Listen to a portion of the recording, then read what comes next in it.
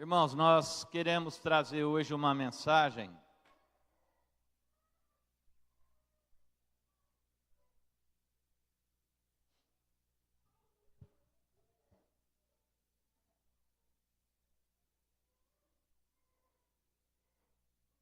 que possa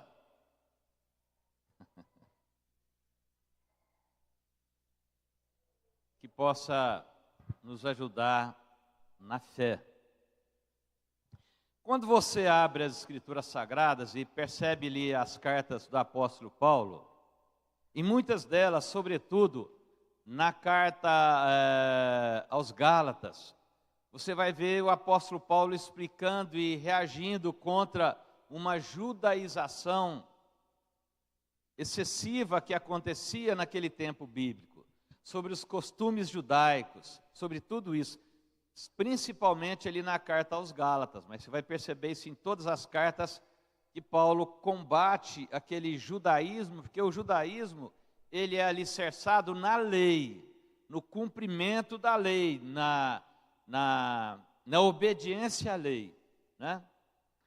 Mas o que eu tenho percebido, que o problema que nós enfrentamos, sobretudo aqui no Ocidente, não é uma questão de judaização, mas é uma coisa chamada secularização, ou talvez, melhor explicando, uma falta de fé. Não raramente nós manifestamos a nossa incredulidade, e nem sempre e somente no âmbito da igreja ou da célula, mas na nossa própria vida, no nosso local de trabalho, no casamento, nas nossas relações interpessoais, na nossa saúde. Muitas vezes nós manifestamos uma incredulidade que está implícita dentro de nós. Então, o problema que o Ocidente enfrenta é, com toda certeza hoje, do ponto de vista espiritual, não é um excesso de judaização. Pelo contrário, está muito distante. Mas é uma coisa chamada falta de fé. E é sobre isso que eu queria falar com vocês nessa manhã, em nome de Jesus. Nós usaremos ali o Evangelho de Lucas, no capítulo 18, versos 1 a 8. Depois iremos para o Evangelho de João. Falaremos sobre os últimos versículos de João, do capítulo 20, depois do capítulo 21. E aí, no decorrer da nossa mensagem, Deus vai nos conduzindo e nós vamos entender um pouquinho disso. Se você gosta de colocar um título na mensagem, que você vai anotar, ou se você depois em casa quiser também rever esse vídeo nas redes sociais, você pode colocar como título Fé, 2 pontos. Uma questão de vida ou de morte. E nós falamos aqui no início da nossa reunião que a morte, presta atenção nisso, a morte, ela nem sempre acontece de uma maneira súbita no ser humano. A morte nem sempre ela é decorrente de um acidente, ou da própria chamada morte súbita, que infelizmente tem acometido muitas pessoas pelo mundo. A morte ela se instala no homem desde que o homem nasce. Olha que coisa interessante. Se você observar, desde o dia que nós nascemos, nós já começamos a morrer. Por que isso? E aí é onde eu digo para vocês que sempre nós sairemos por alguns caminhos dentro das Escrituras Sagradas, para que a gente entenda melhor aquilo que Deus quer nos falar nessa manhã.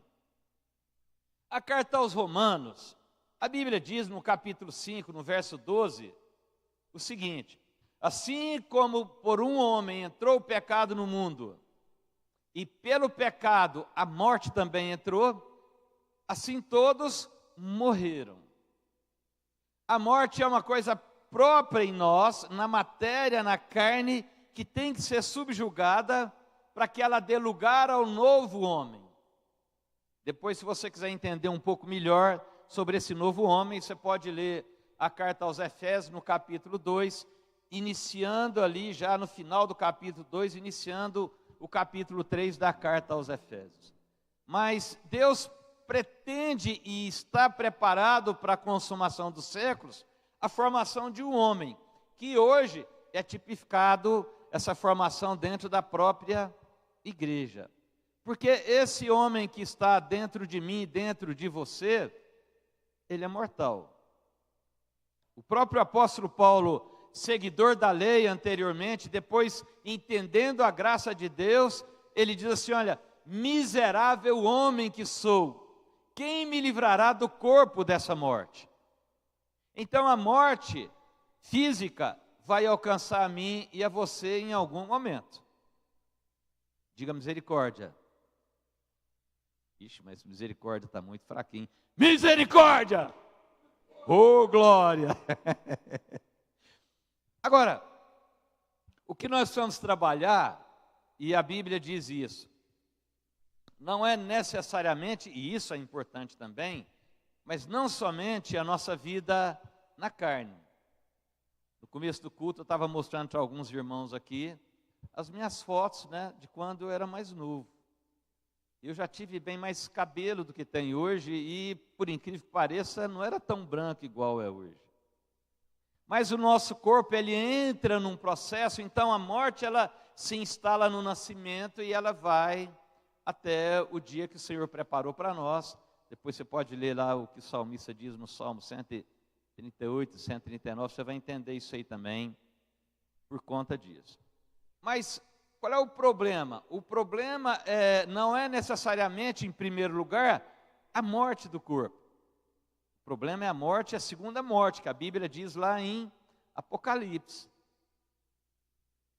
Só que, ainda que essa seja a mais problemática, e dela nós estamos livres quando cremos no Cristo Redentor, existe um outro processo de morte que se instala em nossa vida, na nossa emoção, no nosso espírito, ao longo da nossa existência. E por conta disso, eu quero abrir com vocês, se você trouxe a Bíblia, abre aí no Evangelho de Lucas, no capítulo 18, nós vamos ler apenas 8 versículos dessa passagem aí.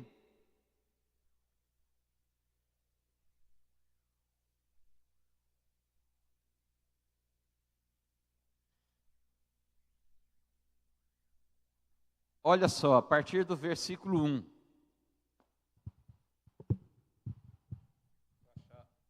Achar uma luz melhor aqui, aí, tá joia. Aqui está relatando uma parábola, e depois eu quero estimular você a ler essas parábolas, sobretudo as que começam a partir do capítulo 15 desse Evangelho de Lucas, mas eu quero te dar uma chave interessante nessa manhã. Leia sempre os 2 últimos versículos, pelo menos, de cada uma dessas parábolas que estão colocadas no Evangelho de Lucas, a partir do capítulo 15, sobretudo. Mas aqui nós temos uma que é a parábola conhecida como a parábola do juiz iníquo.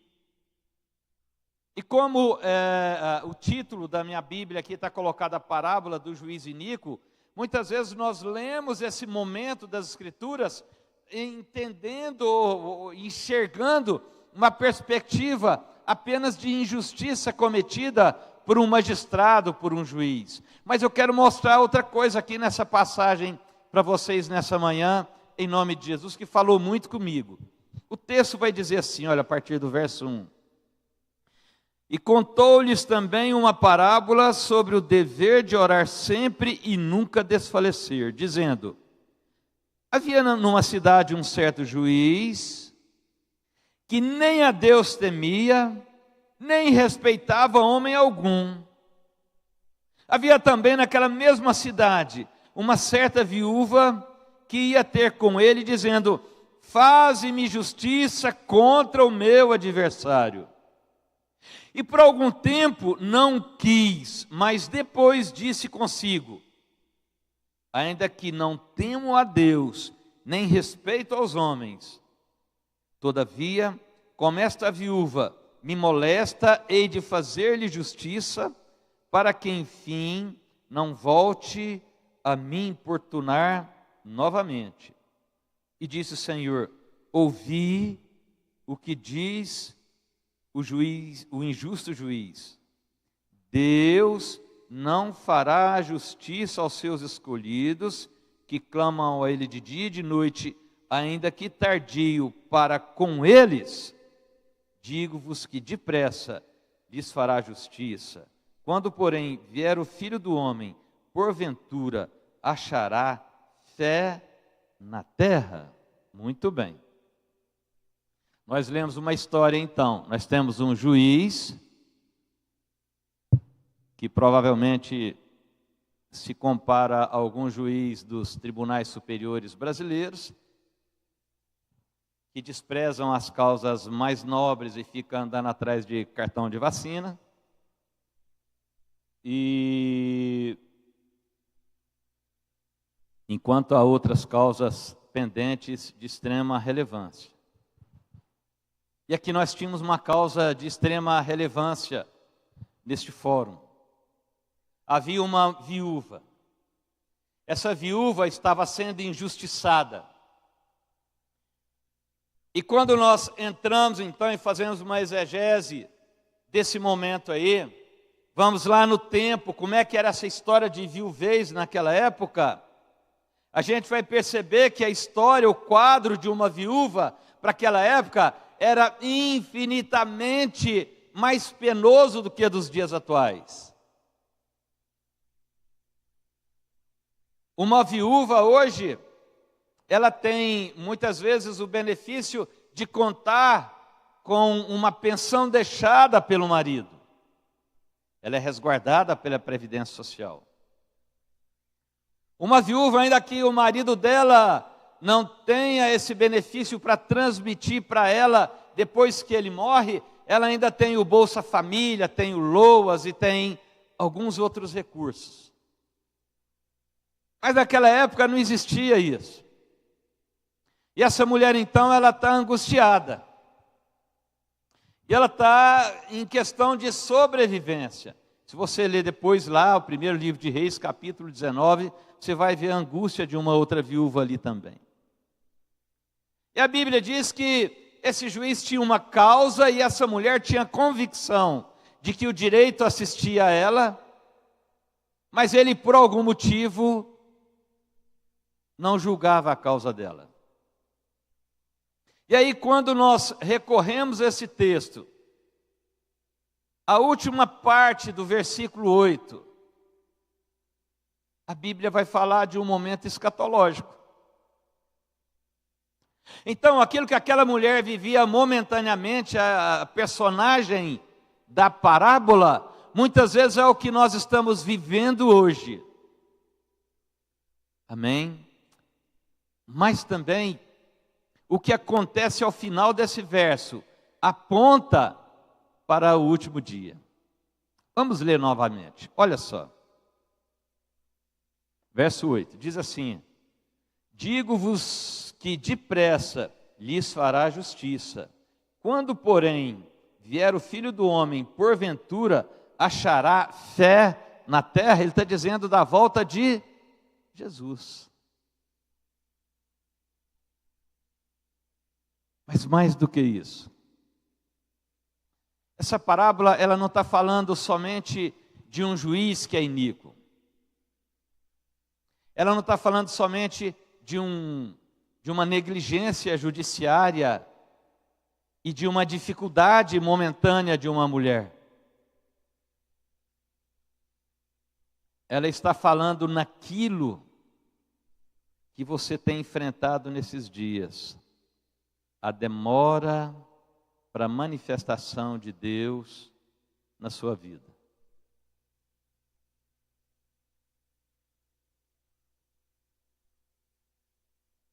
Algumas coisas, elas são nocivas à nossa fé.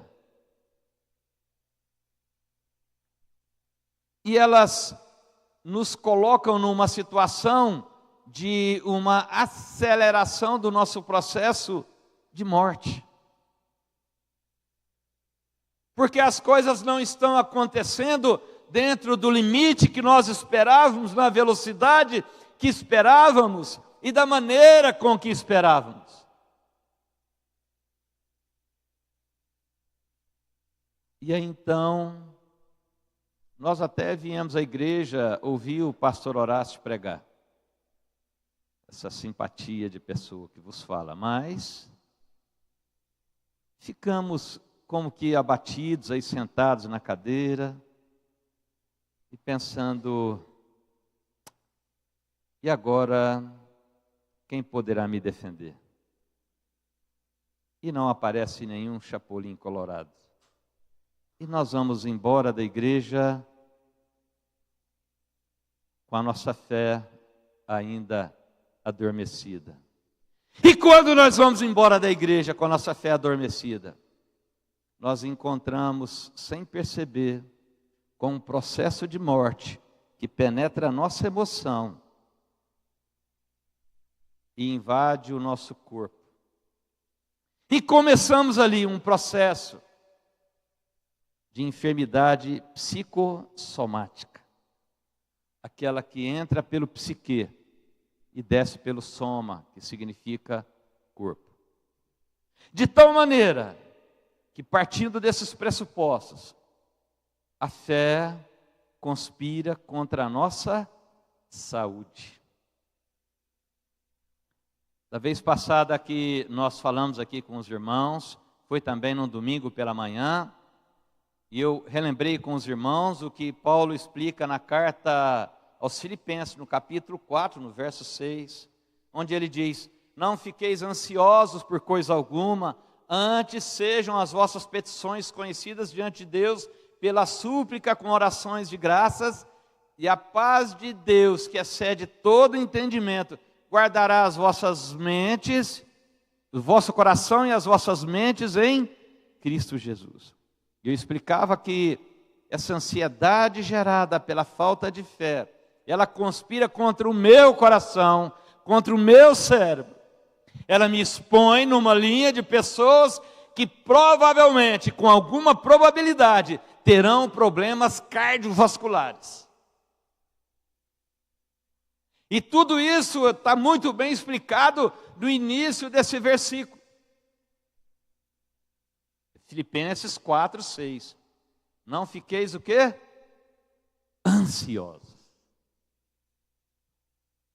Por que que a ânsia nos alcança? Porque a nossa fé, ela sai por uma porta e a ansiedade entra por outra porta. E quando essa ansiedade entra por outra porta, há uma desorganização orgânica no meu estômago, no meu intestino.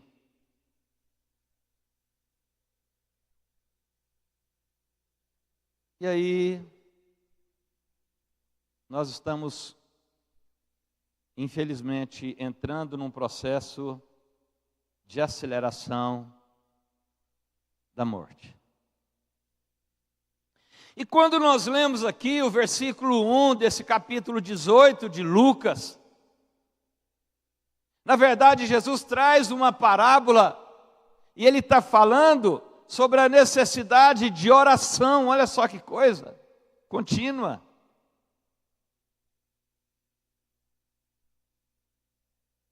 Porque esse processo de oração contínua gera dentro de mim, dentro de você, uma coisa chamada fé. Porque aí agora nós entramos numa outra dimensão, enxergando que esse mundo tem alguém que reina sobre ele, e é o Senhor. E aí quando nós entramos numa dimensão de fé,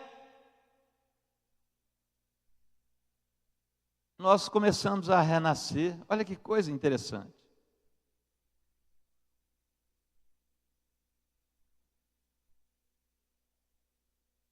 João, escrevendo o evangelho dele, no capítulo 3, ele vai dizer assim: ninguém pode ver o reino de Deus se não nascer de novo. Quando nós nascemos de novo pela oração, pela compreensão, e então a nossa visão ela muda, porque aquilo que nós vemos é o que nos controla. E não é somente essa visão física, mas a visão de mente.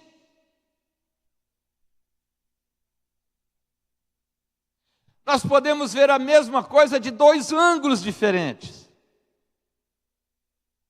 Diz que o indivíduo chegou numa obra e os pedreiros estavam trabalhando. E ele perguntou para um deles: o que você faz aqui nessa obra? Ele falou: eu pego o cimento, misturo com areia, jogo água, mexo bastante, depois eu levo aquilo, coloco massa, uma pedra, outra massa, outra pedra, e assim por diante. É o que eu faço aqui. Ele estava certo. Não é verdade, irmãos? Já viram como é que o pedreiro trabalha? Todos nós vimos isso. A coisa não é assim, Osmar? Massa, tijolo, tem muito a ver com o livro que eu comecei a escrever, que os irmãos lembram mais ou menos da simplicidade desse livro. Mais ou menos isso. E aí ele chegou e perguntou para o outro pedreiro: o que você faz aqui nesse lugar? Ele falou: eu construo casas, construo escolas, construo igrejas, construo palácios. Todos faziam a mesma coisa. Só que um deles tinha uma visão diferente da obra que ele realizava. E às vezes o que falta em mim e em você é uma compreensão exata daquilo que nós estamos vivendo, porque nós não nascemos de novo e não estamos vendo Deus controlar a nossa existência.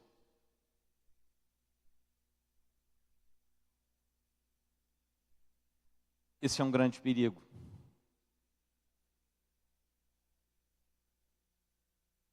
Não raramente as igrejas têm experimentado pessoas com problemas emocionais terríveis.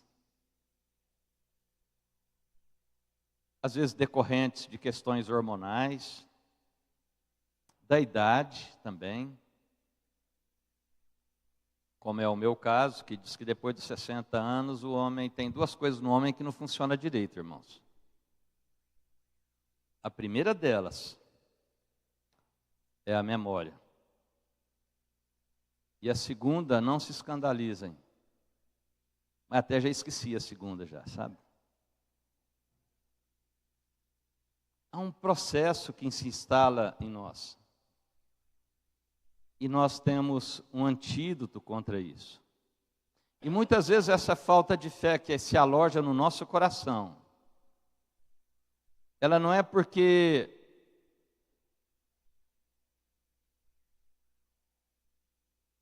nós deixamos de vir à igreja, e isso também é importante, nós vamos ver isso no capítulo 20 de João. Mas muitas vezes decorrente da demora dos sinais. Por isso que uma palavra-chave na nossa vida cristã chama-se persistência. A persistência é a chave. Mas para que a gente tenha persistência, nós temos que trabalhar a nossa visão. Porque quando nós enxergamos, a gente espera com fé. Quando nós não enxergamos, aí nós começamos a desfalecer.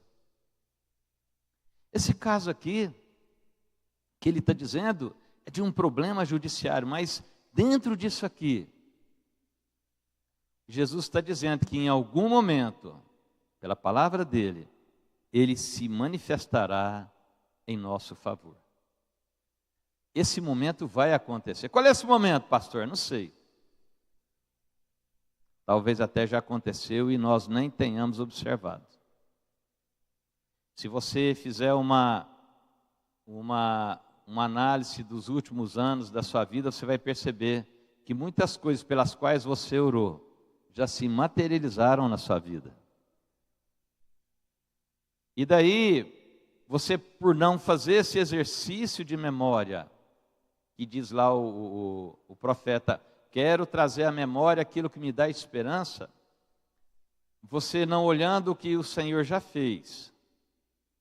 Muitas vezes você está desfalecendo porque não tem esperança no que Ele ainda vai fazer. Ele vai fazer? Vai, porque Ele já fez no passado. Mas é preciso que eu rememorize isso aí. Não deixe com que o tempo seja aquele que determine a fé que está no meu coração. Quantos entendem o que estou falando? É processual. Assim como a morte é processual, também, olha só que coisa interessante, a vida, ela tem um start, mas ela também é processual. A Bíblia diz lá, ontem até falei isso aí com alguns irmãos, anteontem, quando Deus chama Abraão, Deus fala para ele, está lá em Gênesis capítulo 12, a partir do verso 1, e disse Deus a Abraão, sai da sua terra, da sua parentela, da casa de seu pai, vai para a terra que eu te mostrarei. Entende? Deus não traz um prato pronto para Abraão. Deus traz para ele uma esperança para ele caminhar. E essa esperança é que muitas vezes ela começa a desfalecer por conta da nossa ansiedade, por conta da nossa angústia. Pedro, escrevendo uma das cartas dele, ele diz assim,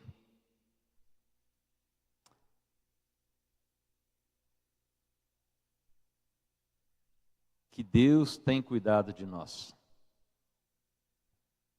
Quem sabe você está esperando por sinais nessa igreja há algum tempo. E você percebe que eles não têm acontecido. Entenda uma coisa, isso é processual. Deus pode fazer agora? Pode sim. Mas com certeza, o Senhor está preparando. Ontem eu estava indo para uma celebração de bodas de prata, de um dos irmãos aqui da igreja.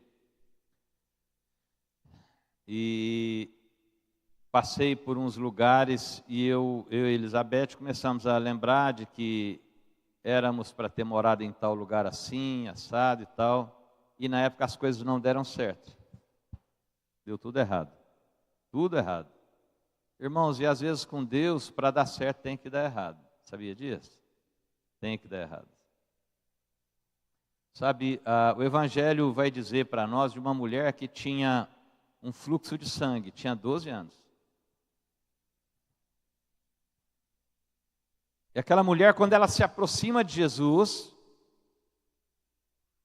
ele cura ela e depois ele diz para ela assim, olha, vai, a tua fé te salvou. Curioso, ela teve que experimentar um processo de aceleração da morte por conta da sua hemorragia para que alcançasse a salvação.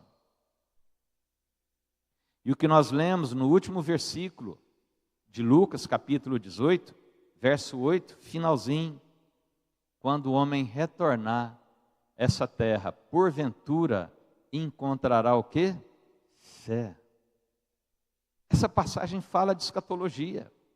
Ela fala do tempo, do cumprimento dos tempos, das coisas que estão preparadas.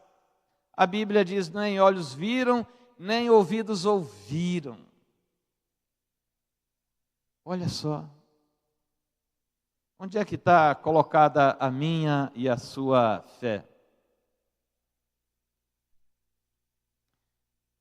Como tem sido a nossa visão espiritual? Como nós temos visto ao Senhor? As Escrituras são fiéis em nos ensinar isso aí. E ele vai dizer que essa mulher estava angustiada. E eu quero ir com você agora, só para a gente completar esse momento, para o Evangelho de João, no capítulo, quem sabe o capítulo 20, não vai dar para a gente ir até onde nós preparamos, mas nós temos aqui, e também é porque o Senhor também tem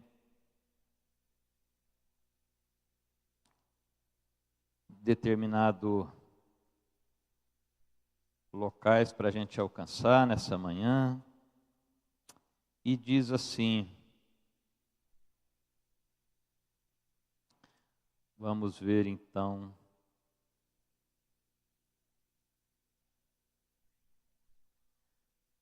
João capítulo 20, vamos ver a partir do verso 19.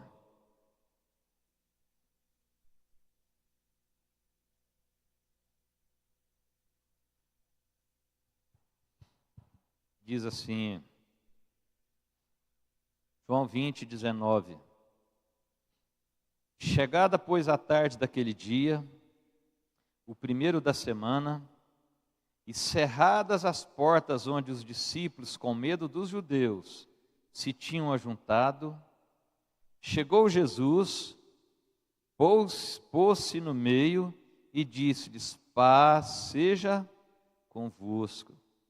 E dizendo isso, mostrou-lhes as mãos e o lado, de sorte que os discípulos se alegraram vendo o Senhor. Disse-lhes, pois, Jesus outra vez: paz seja convosco. Assim como o Pai me enviou, também eu vos envio a vós.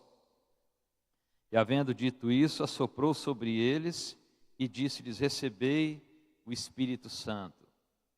Aqueles a quem perdoardes os pecados, lhes são perdoados, e aqueles a quem o retiverdes, lhes são retidos.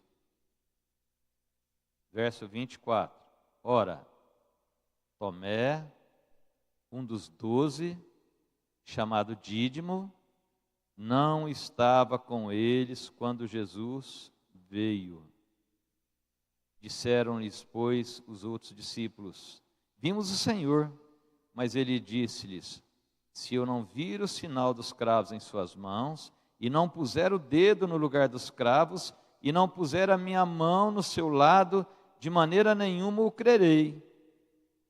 E 8 dias depois, estavam outra vez os seus discípulos dentro, e com eles quem? Tomé. Chegou Jesus, estando as portas fechadas, e apresentou-se no meio, e disse-lhe: paz seja convosco. Depois disse a Tomé: põe aqui o teu dedo, mané, e vê as minhas mãos. Chega a tua mão e põe-na no meu lado. Não sejas incrédulo, mas crente.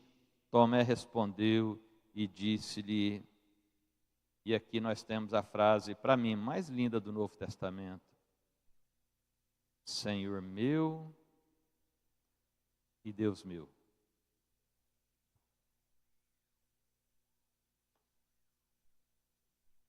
Nessa passagem que nós lemos, eu vou destacar alguns aspectos aqui para vocês. Se os irmãos do louvor já quiserem já se posicionando. Tomé achava que era crente.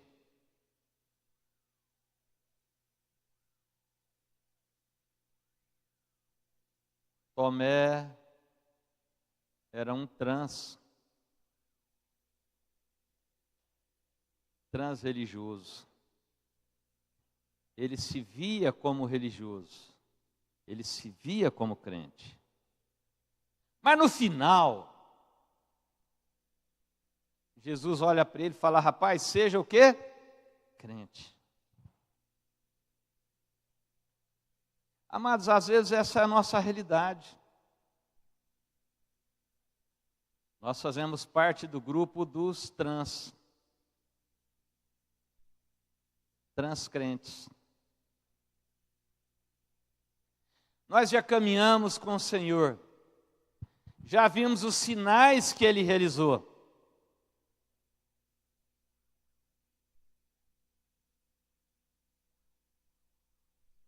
Diante de mim está um homem aqui que é a manifestação, e uma mulher também, que é a manifestação da obra de Deus. Casal muito simpático.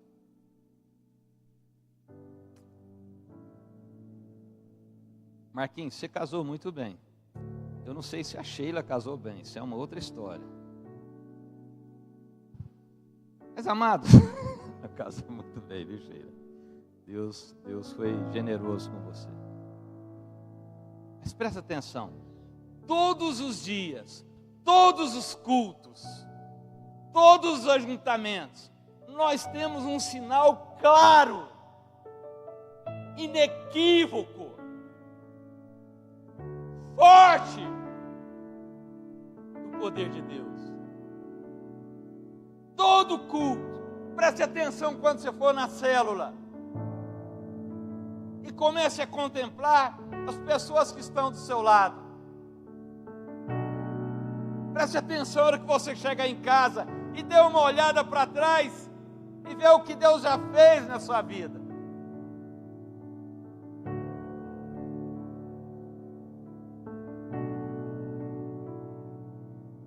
Mas isso nem sempre tem feito de nós crentes.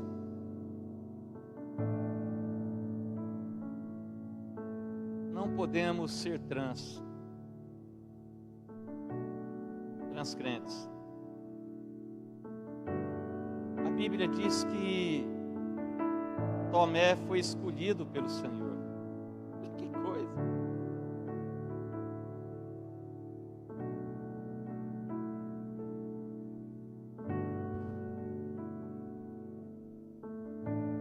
Em João, capítulo 16, o Senhor diz assim: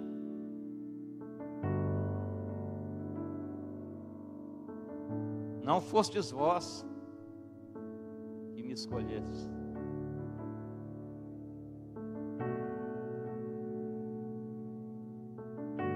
o Senhor me escolheu.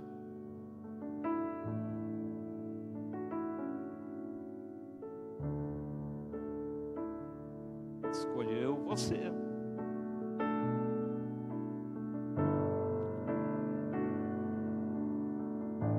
Escolheu Tomé.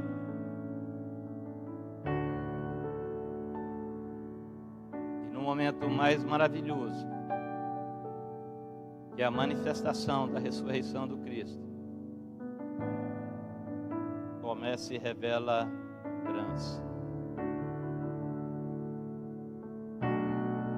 Faltou-lhe fé. E se você observar o texto que nós lemos de João, diz que quando Jesus veio e se manifestou pela primeira vez, Tomé não estava no meio deles. E eles diziam para Tomé: nós vimos o Senhor.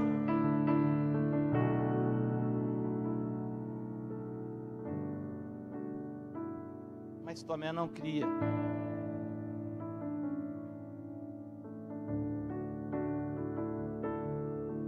E Jesus então, naquela primeira vez, quando Jesus se junta aos irmãos, ele, na saudação, ele diz: paz seja convosco.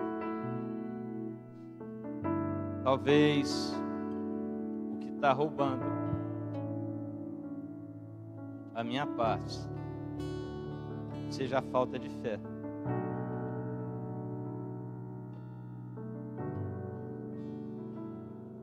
Se você está vindo a primeira vez aqui, está vendo um pastor chorar, não assusta não, que eu choro em inauguração de supermercado também,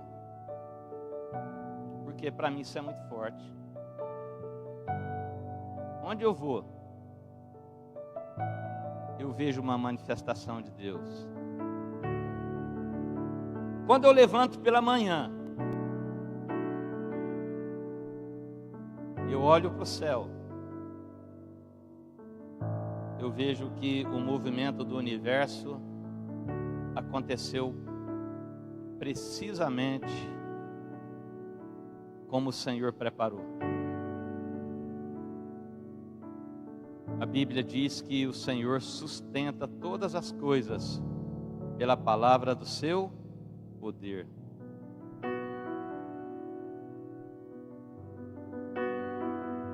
O que tem segurado o planeta Terra nesse local do universo? Alguém já viu debaixo do planeta Terra alguma estrutura segurando o planeta Terra? A Bíblia explica isso. sustentando todas as coisas pela palavra do seu poder.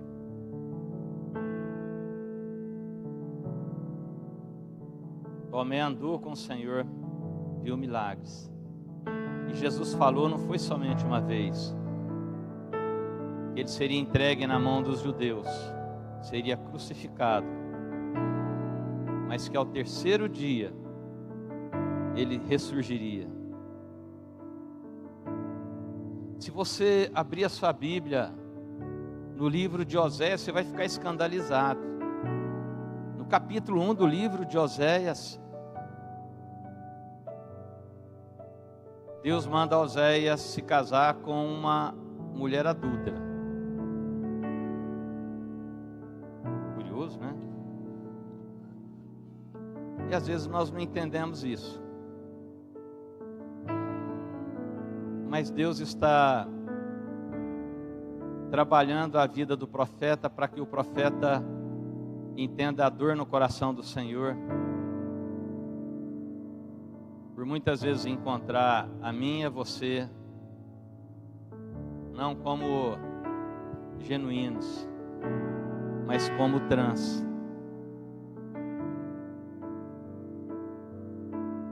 Mas no capítulo 6 de Oséias, a Bíblia diz assim, olha, Oséias falando ao povo, a palavra que Deus trouxe a ele. Vimos e voltemos ao Senhor, porque Ele nos despedaçou e nos o quê? Sarará. Ele fez a ferida e a curará. E diz assim, terminando, olha que coisa. Ao terceiro dia, Ele se levantará e viveremos diante dEle.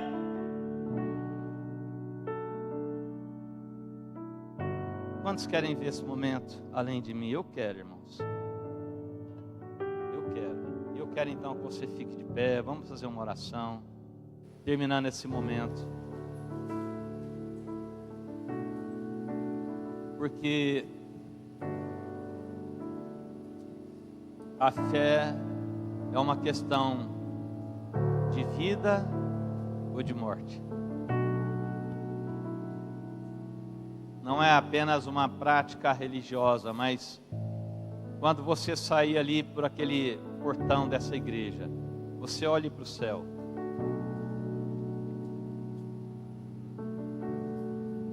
E você verá a glória de Deus diante de você.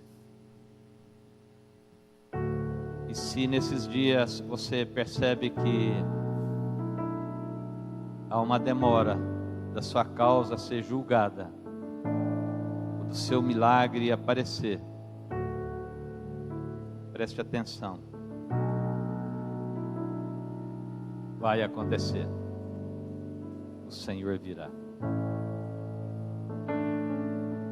Os irmãos do louvor prepararam uma canção para ministrar. E eu quero que nós cantemos essa manhã, essa canção, porque precisamos de fé. É questão de vida ou de morte. Não saia daqui morto, saia daqui vivo. Em nome de Jesus.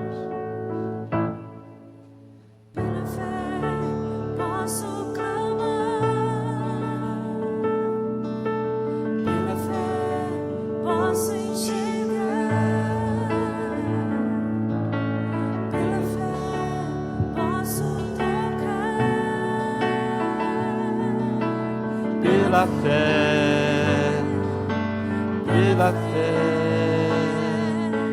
não há muralhas que ficarão de pé diante de mim.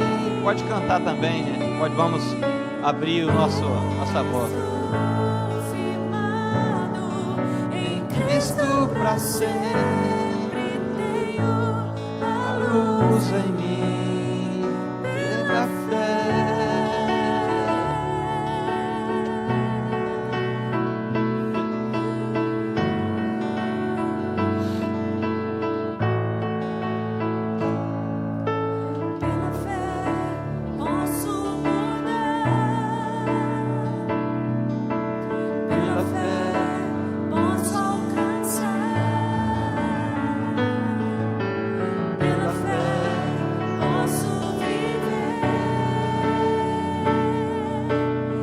pela fé,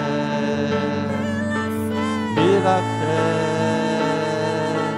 Não há muralhas que ficarão de pé diante de mim. Estou firmado em Cristo para sempre, tenho a luz em mim. Aleluia.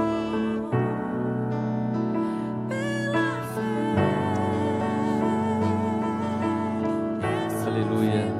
Nessa manhã nós concluímos a nossa reunião. E eu quero que você peça a Deus para que você tenha a experiência que Tomé teve. Se você observar lá, você pode chegar na sua casa e ler o versículo. Quando ele sentiu a realidade do Mestre ressurreto, ele usou duas expressões: meu Senhor e meu Deus. Encerrando essa ministração, preste atenção na ordem que ele coloca: meu Senhor e meu Deus.